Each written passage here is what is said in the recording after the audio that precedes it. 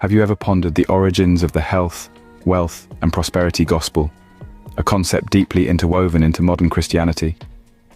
This journey into its roots takes us back to the transformative period of the late 19th and early 20th century. It was a time when the New Thought movement emerged, advocating an influential idea, the mind's ability to influence reality. Around this era, a significant figure, Kenyon, a pastor and evangelist, began to gain prominence. Heavily influenced by New Thought principles, Kenyon introduced a revolutionary idea into his Christian teachings. He proposed that faith could be a potent tool in shaping one's reality, specifically in matters of health and wealth. This idea struck a chord with many, laying the groundwork for the health, wealth, and prosperity gospel. As we journey through the 20th century, the landscape of Christianity saw a significant shift. The prosperity gospel, promising material wealth and physical well-being as signs of God's favor, began to resonate across communities.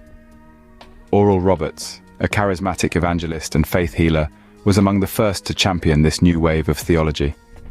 He introduced the concept of seed faith in the mid-20th century, teaching that donations or seeds sown in faith would grow and return manifold.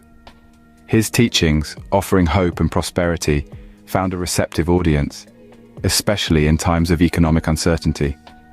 But the spread didn't stop there. Kenneth Hagin, often cited as the father of the Word of Faith movement, played a pivotal role. Hagin emphasized the concept of positive confession. He argued that since humans are created in God's image, they share his ability to create with words. Words, according to Hagin, had the power to manifest one's desires, particularly in health and wealth. The rise of televangelism in the latter half of the 20th century provided an unprecedented platform for these teachings. Televised sermons reached millions, effectively bringing the prosperity gospel into homes across the nation and eventually around the globe. Additionally, the growth of megachurches, characterized by their vast congregations, further amplified the reach and influence of these teachings. The prosperity gospel profoundly impacted the way people viewed their relationship with God, their understanding of success, and their approach to giving. It promised a life free from sickness, poverty, and hardship, a promise that appealed to many across different walks of life. As the 21st century dawned, the prosperity gospel had become a global phenomenon, influencing the faith of millions and marking a significant chapter in the history of Christianity. However, its influence was not without controversy. The prosperity gospel inspired a new perspective on wealth and health, previously seen as secular pursuits, now reinterpreted as divine blessings. This gospel introduced a viewpoint that emphasized the tangible, material benefits of belief, attracting many, particularly those seeking solace in the promise of a better life here on earth. Yet, the prosperity gospel faces significant criticisms. Critics argue that it promotes materialism, detracts from the spiritual essence of Christianity, and in some cases exploits the vulnerable.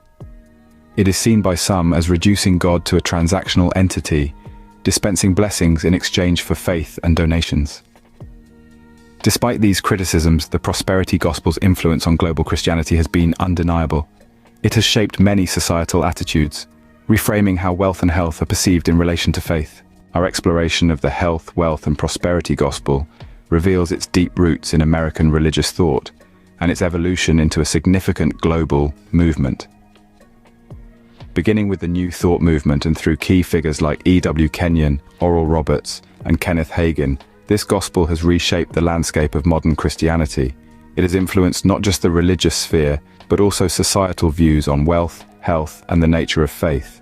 From its humble beginnings to its current global influence, the health, wealth, and prosperity gospel continues to be a topic of fascination, debate, and influence in our understanding of faith and fortune. Do you think the health, wealth, and prosperity gospel has done more harm than good?